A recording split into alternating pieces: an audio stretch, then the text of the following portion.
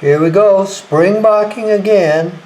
Again, those puzzles that have very unique pieces, and this one had that serial effect of the house went really quick, and so did the truck, and then moving on to this wall,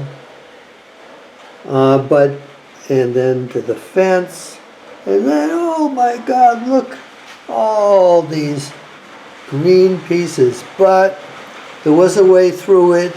The trunks sort of gave some guidelines, and here we had very different separate colors. So, oh, and I forgot the sky. Sky went fast.